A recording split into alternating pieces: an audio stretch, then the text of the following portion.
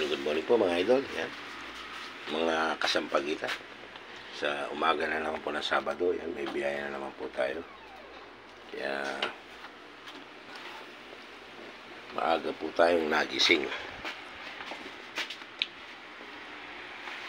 Kahit ang kopya kong bayong pipi. Yan, pinakuha ko lang po yung sombrero ko bagong laba. Dadaan po tayo doon sa kapatid ko na panganay namin babae dyan sa Angeles City. Yan. Bibigay po natin sa kanya to. Kilala nyo po to, ang gulay na to, masarap po ito. Yan. Pako. Yan, pako. Yan. Sa inyo po anong tawag niyan? Pero dito po sa Angeles at saka sa Kapampangan, pako. Yan, pako tawag yan.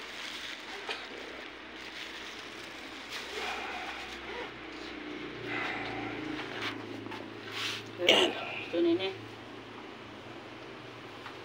Wala po yung aking sombrero.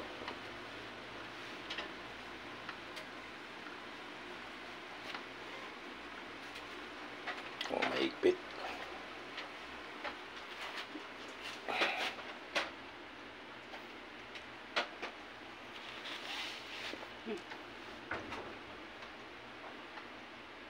Dala mo?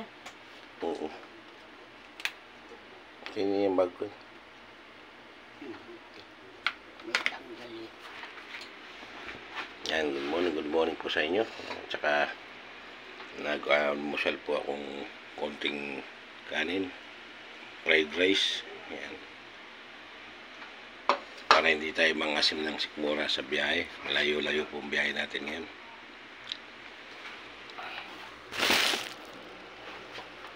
I-adjust ko muna po itong aking sombrero. Sobrang higpit. Ayan. Konting-konti lang po.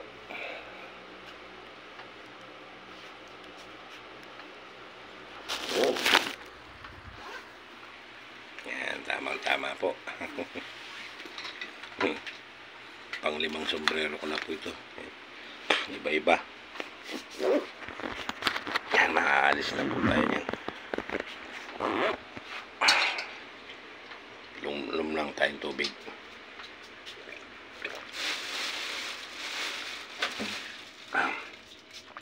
Susi.